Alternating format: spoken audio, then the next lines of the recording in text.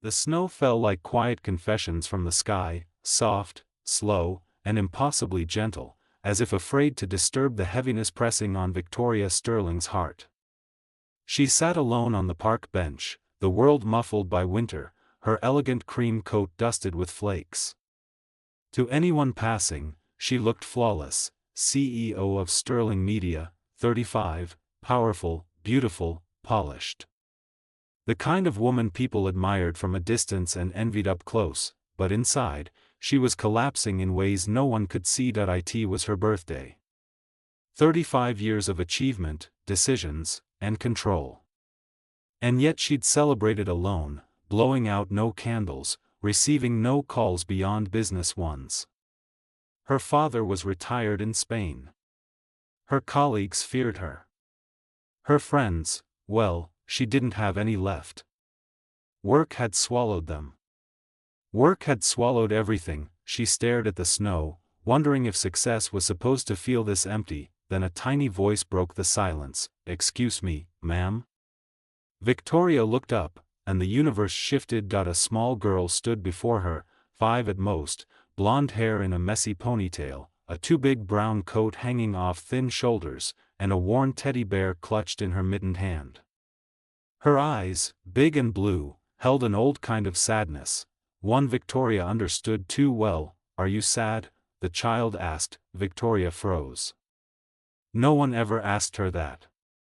No one ever looked closely enough to know, but this little stranger saw straight through her armor, and with one innocent question, spoken in the quiet snowfall of a lonely afternoon, Victoria Sterling's life began to change in a way she never expected, and desperately needed. Snow drifted down in slow, lazy spirals, settling over the park like a soft blanket that tried its best to comfort the world beneath it. Victoria Sterling sat on a weathered bench, her posture straight, her coat pristine, her scarf perfectly wrapped, yet she felt anything but composed. Her fingers tapped mechanically over her phone screen, answering emails with robotic precision, the busyness a thin disguise for the emptiness gnawing at her. 35, her birthday. A day she'd once believed would mean something, but birthdays meant little when there was no one to share them with. A gust of wind tossed strands of her blonde hair across her face. She tucked them back automatically, her eyes lingering on the snowy horizon as a familiar ache tightened her chest. She had built an empire. Sterling Media Group was thriving under her leadership. The board praised her. Investors trusted her. Rivals respected her, but when she came home at night, the silence echoed like a reminder of everything she had sacrificed. Then came the voice. "Excuse me, ma'am?" Victoria blinked and looked down. A small girl, no more than 5, stood in front of her, snowflakes melting on her eyelashes. Her coat was bulky and a size too big, the hood slipping off her small head. She hugged a frayed teddy bear to her chest. "Yes, sweetheart." Victoria softened without trying. Something about the child tugged at a place inside her she rarely let anyone touch. "Are you sad?" the little girl asked, tilting her head. Victoria startled. "What makes you think that?" "You look like my daddy does when he thinks I'm not watching," she said simply. "Like you're carrying something heavy." Her innocence punched straight through Victoria's defenses. "Sometimes," Victoria admitted, her voice quieter than she expected. "Are you here with your parents?" "Just my daddy. He's over there."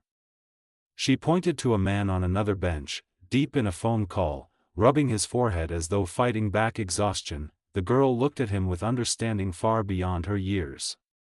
"He's always working. It's important, he says." Victoria smiled faintly. "I know what that's like." "My name is Sophie," the girl said unexpectedly. Then she lifted her teddy bear. "This is Mr. Bear. What's your name?" "Victoria." Sophie studied her, her expression thoughtful. Then, in a trembling voice, she whispered, "I don't have a mama. She's in heaven. Daddy says she watches over me, but sometimes I really wish I could see her." Victoria's heart squeezed. "I'm so sorry, sweetheart," she said gently. Daddy tries, Sophie continued. But he doesn't know how to do braids.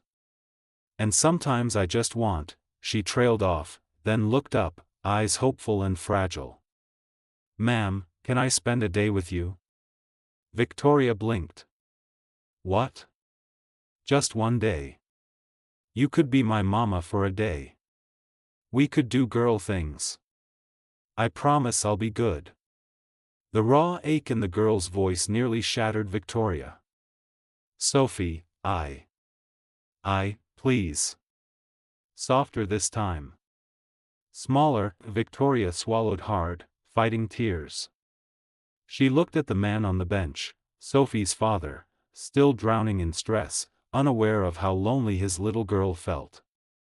How lonely Victoria felt. Let me talk to your daddy first, she said. We have to make sure he says yes. Sophie's face lit up like sunrise. You'll ask him? I'll ask him.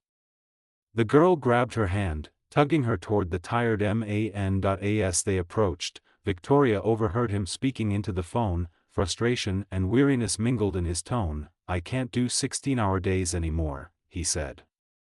I'm a single parent. I need flexibility. When he saw them, he quickly ended the call. Sophie, sweetheart, I told you not to bother people, he said, though his voice was gentle. I didn't bother her. I asked her something important. Victoria stepped forward. I'm Victoria Sterling. She offered her hand. Your daughter made a very sincere request. He shook her hand, his eyes wary but kind.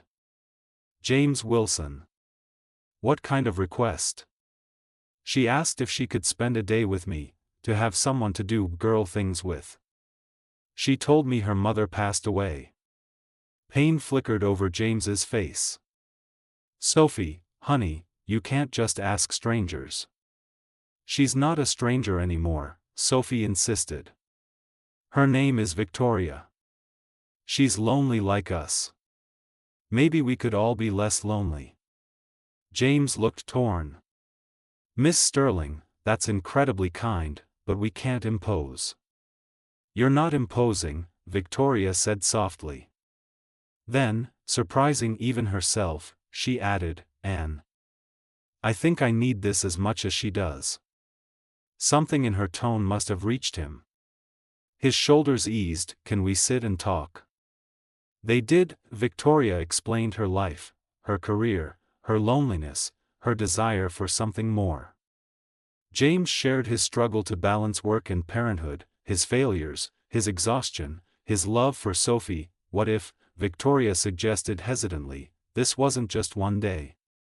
What if I took her one Saturday a month? Helped a little? Gave us all something to look forward to? James hesitated, but the longing in Sophie's eyes was impossible to deny. He nodded slowly. Let's exchange information.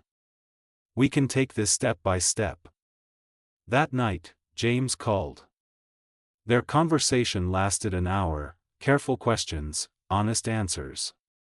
By the end, they'd agreed to try. The first Saturday felt like a first date, except Victoria wasn't sure who she was more nervous to impress, Sophie or herself. Sophie opened the door beaming. You came. I promised, didn't I? Their day became magic, hot chocolate with whipped cream, the children's museum. Hand-holding, laughter, questions spilled like sparkles in the air. Victoria found herself smiling more than she had in years. By the time she brought Sophie home, something inside her had begun to heal. One Saturday a month became two.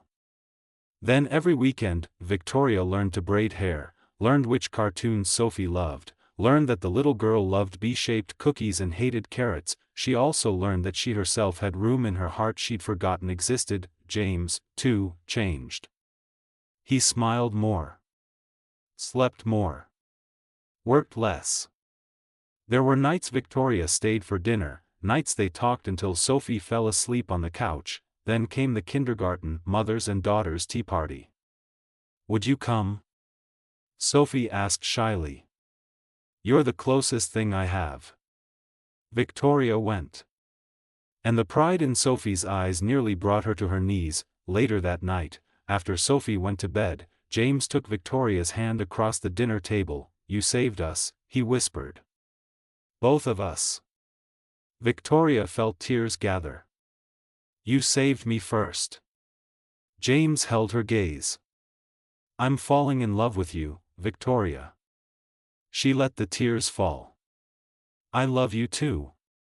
They married a year later. Sophie walked down the aisle with Mr. Bear and a bouquet, announcing proudly during her speech, "I asked Victoria to be my mama for one day. And she stayed. Every day." No one in the room stayed dry-eyed. 3 years later, Victoria sat on the same snowy bench where it all began, her baby boy sleeping in his stroller, Sophie reading beside her. "What are you thinking about?" Sophie asked. "The day we met. Were you lonely?" "Very." "Are you lonely now?" Victoria looked at her daughter, at the baby, at the life she'd built. "No, sweetheart. Not anymore." Sophie leaned against her. "I think angels come as little girls with teddy bears." Victoria kissed her hair. "I think so too." One simple question had rewritten her life. "Can I spend a day with you?" A day had become forever, and for the first time in her life, Victoria Sterling understood what it meant to build something that truly mattered: love, family, home, all because she'd said yes.